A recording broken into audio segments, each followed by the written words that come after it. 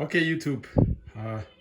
I just completed placing self-leveling concrete. Smells a lot of chemical. A big tip. I guess everything I do is first time. Obviously, my channel is called Rocky Rookie for a reason, and I tend to make mistakes, but my mistakes are majority of the time are recoverable. So when I was mixing this, I made sure I purchased the one that sets, gives me enough time to set. Now, couple of tips when mixing these concrete, self-leveling concrete. Number one, make sure you put the cement first in the bucket and then put a little bit of water, mix, a little bit of water, mix. What happened with me is I put the water in without realizing I put too much. By the time I put the cement, I emptied one bag, and then I had to empty 1.5 to come up to the consistency I required. Now the issue with that was I was mixing it downstairs. I had to carry it. It was heavy as hell. My back was hurting.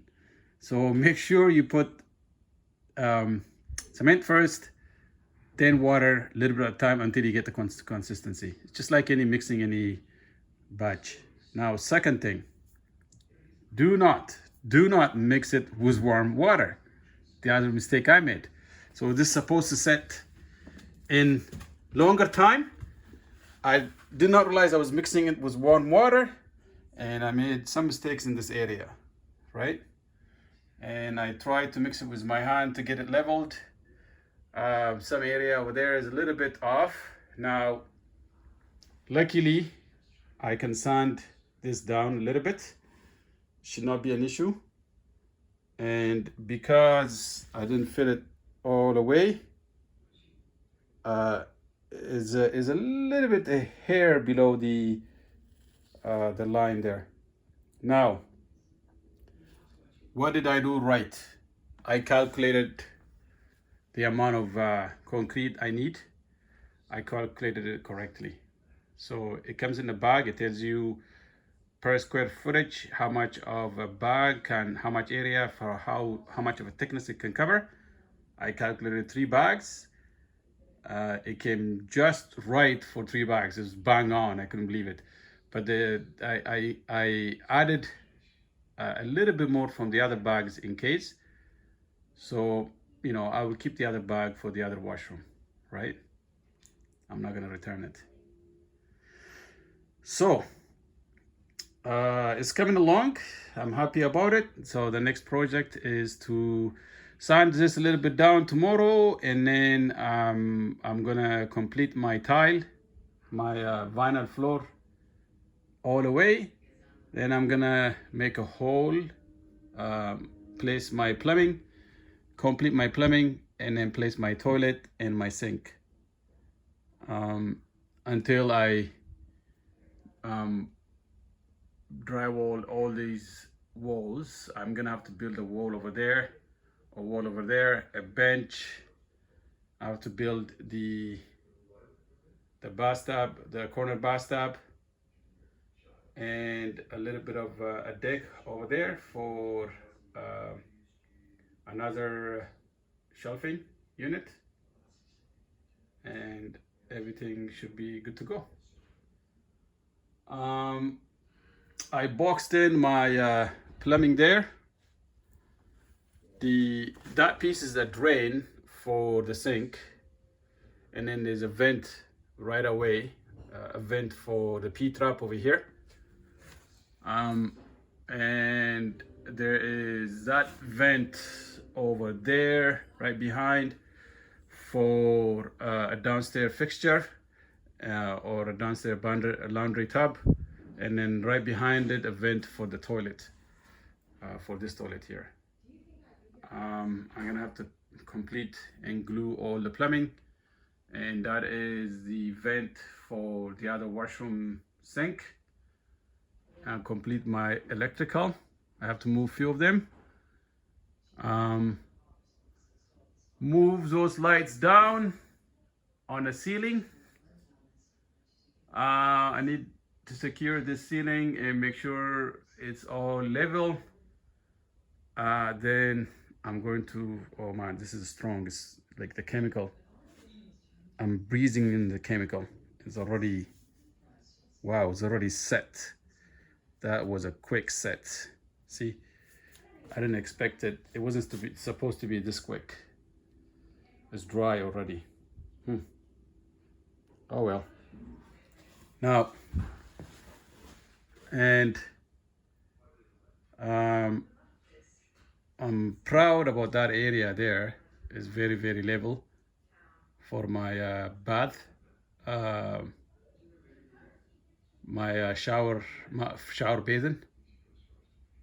All right, so all right, please subscribe. I just wanted to show that this is the second part that I did. So the idea here is to have a bidet toilet. I purchased this bidet toilet online without thinking too much, and I'm doubting myself right now because maybe some of you guys might help me. This bidet right here, but this bidet toilet, it works amazing. It looks like it's one of the best purchases I made. However, these are new things. You can see all around there's no anchor points. So this thing literally sits on, you can see it sits on the drain, the toilet drain. Now the manufacturer suggests glue the bottom, this part here, all around. There's no anchor to anchor it to the flange, right? It just sits on the flange.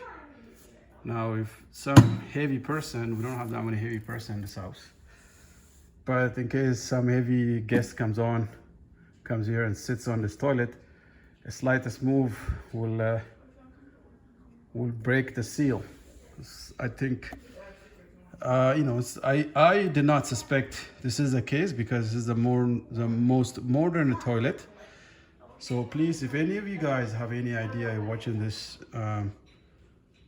YouTube video, if you can tell me how I can better anchor this to the flange. I'm tempted to make a hole there.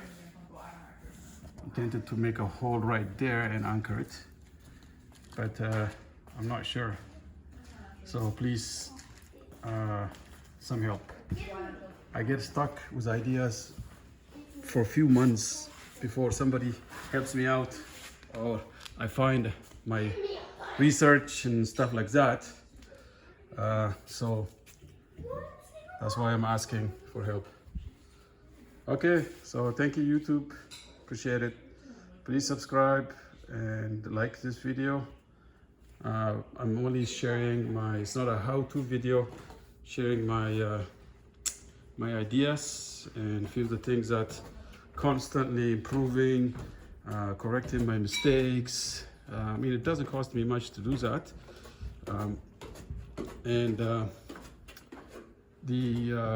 Constantly, especially the heating and cooling science for the house. You can see my machine, my boiler, my electric boiler is hot. It must be below 0 outside. I programmed it to come on when it's below 0 outside. Looks like it's doing great. Both the heat pump and the boiler, electric boiler, are working. Oh, it's hard to see. Yeah, they're gonna assist each other. It's gotta be, this stops at -4. So it tells me outside temperature is above -4 Celsius. So far for the heating demand, believe it or not, the maximum that boiler provides it's in the dark, you can't see it really. The maximum that boiler provides is 48,000 BTU. And most YouTube videos talk about boilers that for a house half the size of this building is around 200,000. So I'm doing really well for boiler size, although it works like crazy when it is around minus 20. So I think I will fix those problems with improving my flow, and I need to provide one more. There's only one circulator pump for the entire for the fan coils upstairs and the PEX in the PEX coil in the concrete. So maybe I'll add one more circulator pump. It will improve the flow. And yeah, so this is I followed a guy online to guide me through this, but then later on I learned how to do it much better than the person I learned from, and I found out that person made many mistakes, and I had no idea when it comes to the electronics part of it. So I had to figure that out because of my education background. He was a mechanical engineer, had no clue about how to operate how to pretty much program and operate the electronics part of the system. That was completely by myself, but the plumbing part, how it should be plumbed, I learned from him, and then I found out even he sized me, just to save me parts, he sized the wrong boiler for me. So I'm not blaming everything on him. There's some parts on me too. So I probably have to make some maybe drastic improvement later on. But I also found out that there's a software you can put your components together before you implement them. So I plan to use those software. So please, please touch base. Please keep watching, follow me, and there's more to come. Thank you. Bye.